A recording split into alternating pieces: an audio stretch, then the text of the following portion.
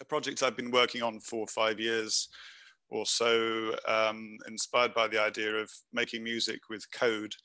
But the thing I've created actually enables you to explore the idea of sort of interactive algorithmic musical composition without actually writing any code. You just kind of wire up components on screen. Some of you might be familiar with programs like Max MSP, where you just have components, you connect them up and stuff happens. So so that's kind of the idea. I'm going to try and share my screen, and I'm hoping that the audio is going to work. All right, let's have a go. So I need to do share sound. Great, looks good. So can you see the slide? Yeah, if you could put it in presentation mode, it might be, yeah.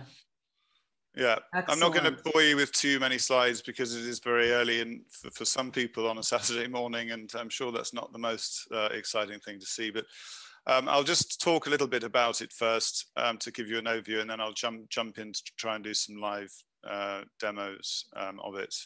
So yeah, it's an audiovisual programming environment based on the web, which makes it sort of very accessible.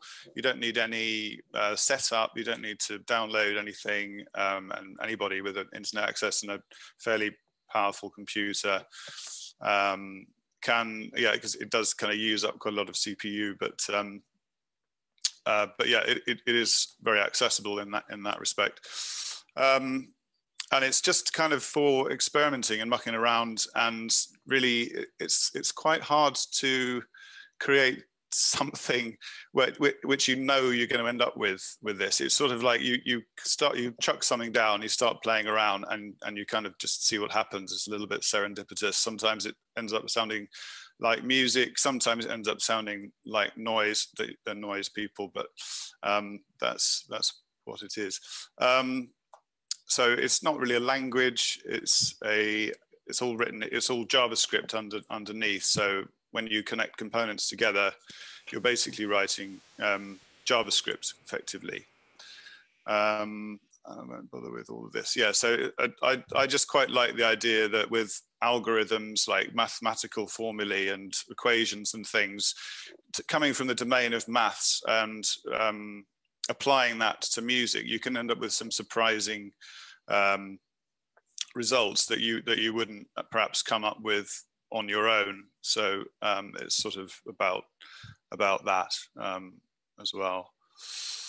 And the tweakability is all in sort of, if you've got an algorithmic system, then of course that's driven by numbers. So you can change some of the parameters in the algorithm and sort of massively alter the output. So you get all kinds of sort of strange things can happen. Yeah, what's going on? Yeah, so I think I'll just dive straight into something and hope that the sound works.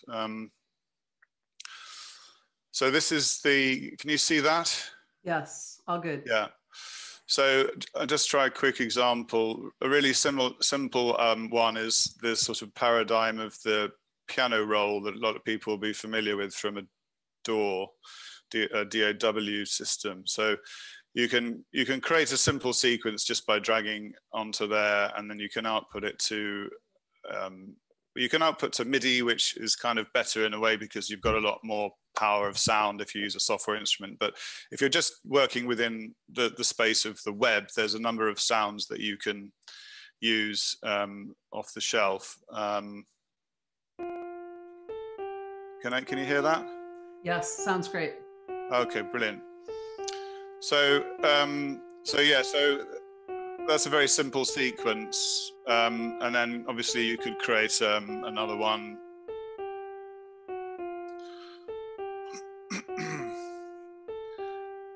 And let's say put that out to a different instrument.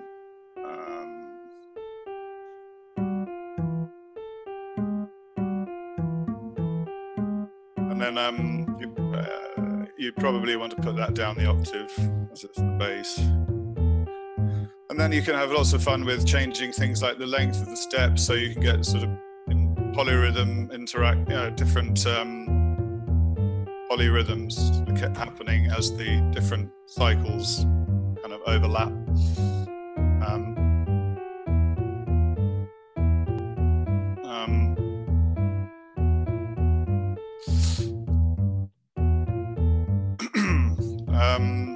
What else can I show you? So at the moment, this is outputting sort of the actual event as it comes out, but you can also output the sequence from that, and then you can manipulate the sequence in all sorts of ways using event mappers. So for instance, I could reverse it.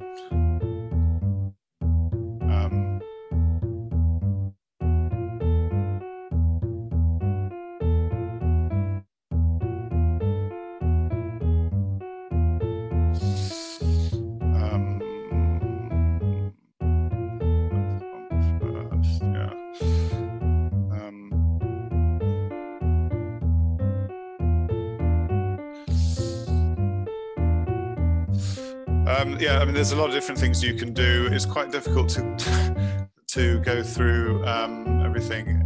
So offset, for example. Oh yeah, that needs to. Oops. I take two of those, then I can offset them. How it's supposed to work. Anyway, that's that. I'm going to show you something else. By the way, if you have any questions or anything, please just ask away, because I'm not sure whether how much of what I'm saying is sort of coming across to people, whether they're sort of technically oriented in this way. So it may be that this is all completely.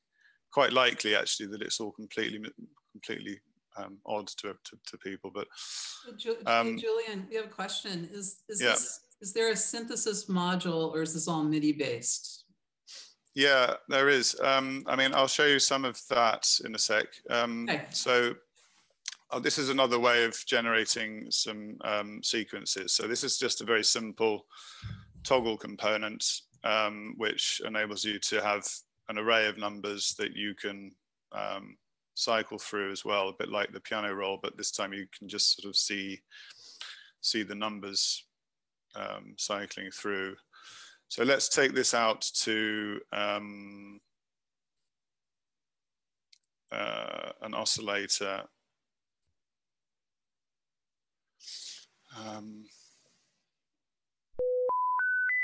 So this is just a simple sine oscillator. There's a few options, like you can play the note. And what's happening with the numbers is that when it goes into an oscillator, the numbers 1 to 5 get mapped to a range of 1 to 2,000.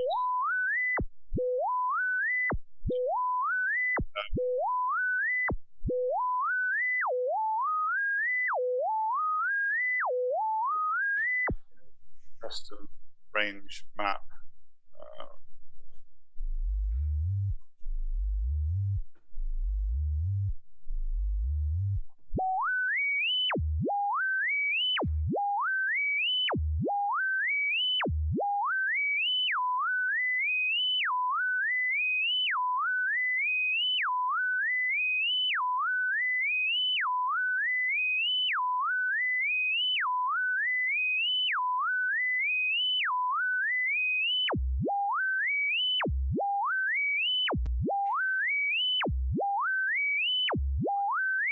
This is outputting 60 to 68, but let's increase that range to 1,000.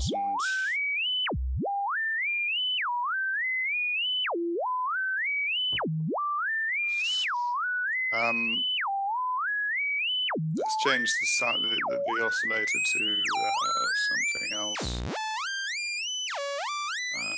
And then we can put some filters onto that.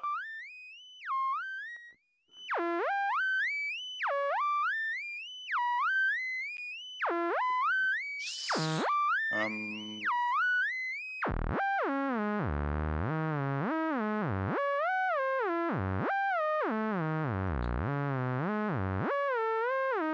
you could also control the cutoff with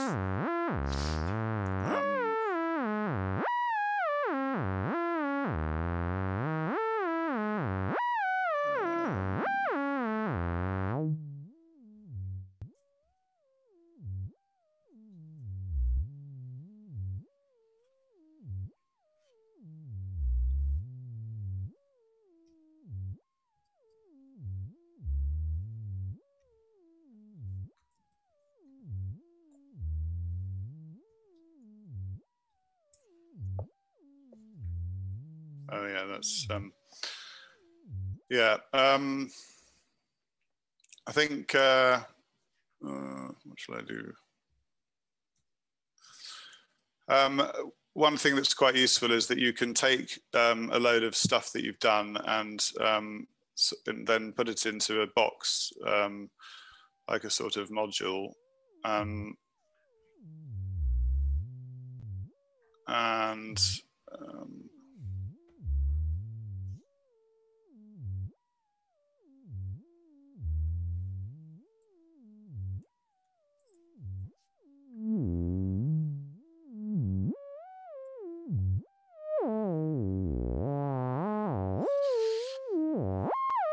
then you can create a few of them.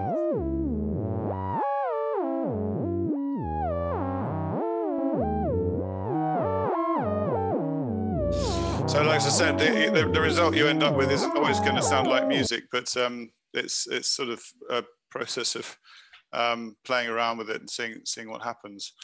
I think perhaps I could just go through some of the examples on the website. This is an example of creating a melody. So with a sequence, you can also, well, this is outputting a continuous value. Actually, I need to.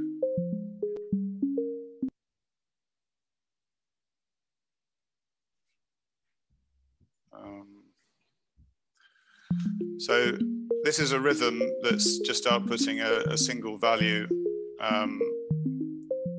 one or naught. Actually, naught represents rests, and then that value is getting changed, sort of modulated by this other sequence. So you can sort of, and then it's getting modulated again by this one, and then there's a velocity map that adds a bit of sort of expression to it.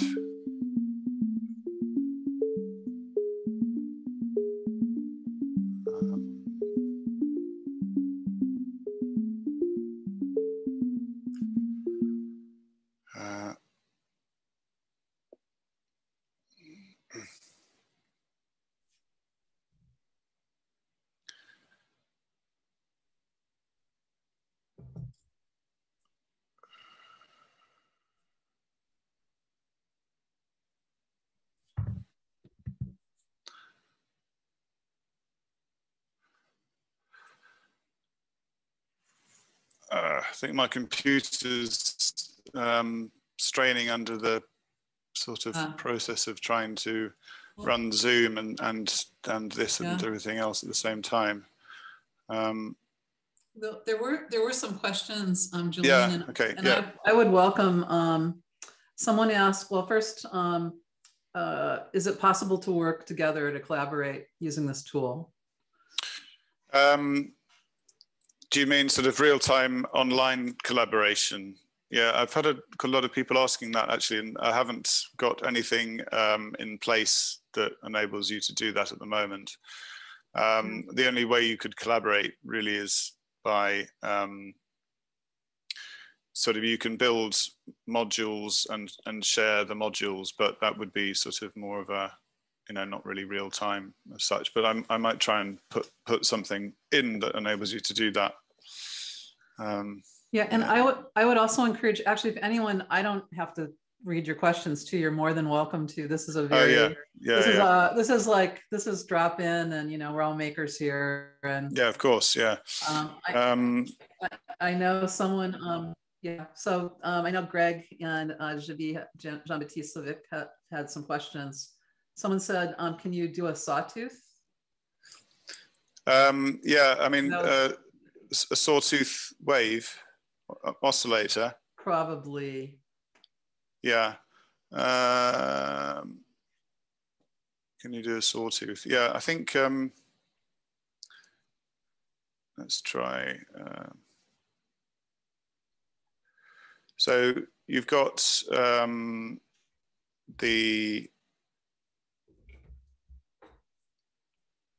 if you want to just have an oscillator which you can control with a frequency, then you can use this and send numbers into there, or you can use the sort of synthesizer instrument which has the option of sawtooth.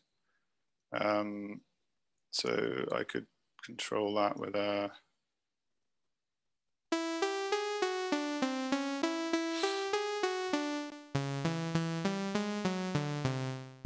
that's a sine function creating a sequence. So change the number of steps, change the range of X.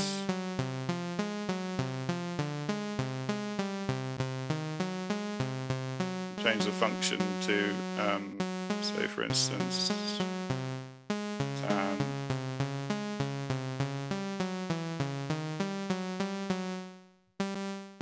Yeah, so that's a sawtooth which you can apply effects to as well. I showed you the filter before.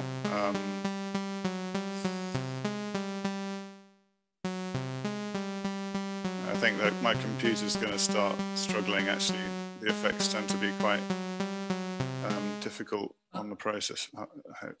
People are really liking this. Greg said, "Do you have any pre-recorded performance videos that show off everything working together?"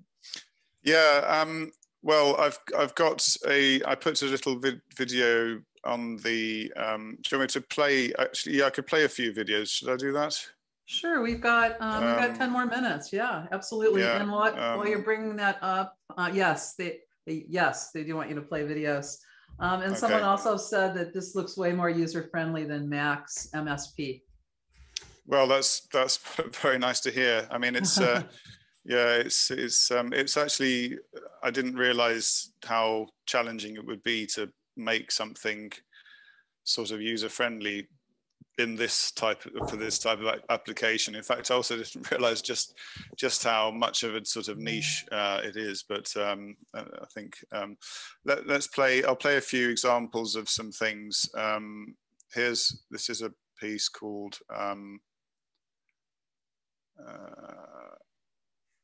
let's try that.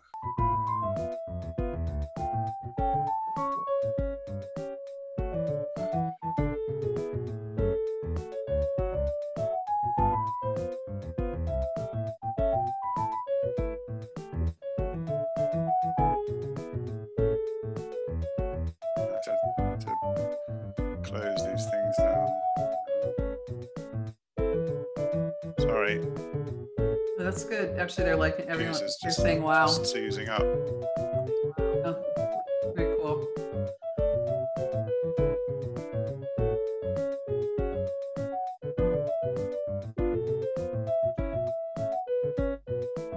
And you can build. You can also build a user interface, so you can sort of create a system and then just expose some of the parameters. No, I think that's really great.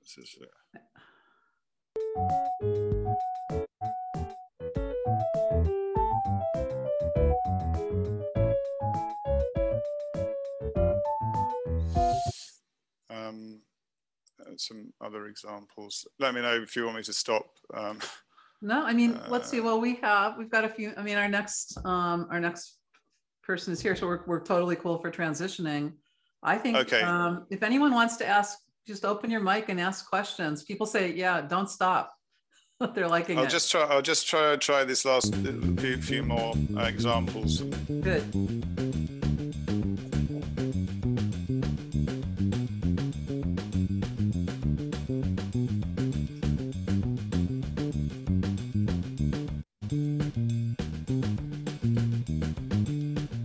Sorry, my computer's just not managing to. You know, it's good for us. So. Go away.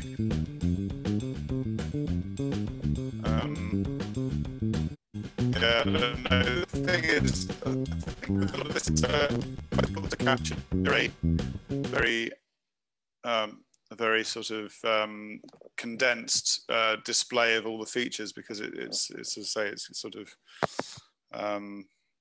anyway. Yeah, should we leave it there then? I think that's probably. Yeah, I think that's great. If you want to, actually, I think that's good for that. A couple of questions. Could you implement a dynamic key change mechanism with this?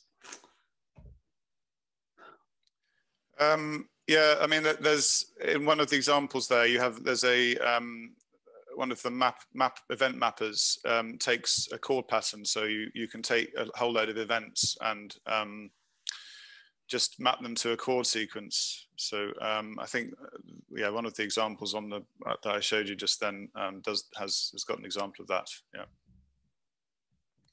Cool. Other questions? Yeah, people are saying it's super powerful. You did an amazing work on this. That's cool. Thank you. That's very kind. Well, yeah, really positive feedback. Great jazzy vibes. People are liking it. Yeah, great. Well, that's kind. Thank you so much. Now, how did you? I mean, we've got a couple minutes. What's your background, and how did you get into all this? Well, I actually studied as a fine art painter. I still paint now, but after art school, I needed to learn a trade. So I became a software engineer, and I've been a software developer for about 20 years now. And I also a musician. I've kind of organized marching bands and played the trombone. I've played in different sort of groups and things. But I wanted to take the all the stuff I'd learned doing software and apply it to something that I was excited about, instead of just doing kind of boring corporate applications. So I spent the last 5 years trying to do that, and this is the sort of result of that. And the idea of just taking sort of paradigms from one domain, like maths and computing, and applying it to another, to the world of music is I just think it's exciting, because you get unexpected things happening. Yeah, that's awesome. Well, definitely want to, a lot of the questions are coming from some of the music makers, which is great. That's cool. So we can definitely connect with you on our Discord channel. But for those of you that aren't a music maker, we've actually set up a Discord channel. And we're just getting started, so bear with us. But the great thing about community type platforms is the more that you engage, the more you get out of it. So yeah, cool. Yeah, sounds great. And this was awesome. I think really kind of a great session. Other questions, anyone? Yeah, Massimo thinks great stuff. Mitch Altman, thanks for doing it.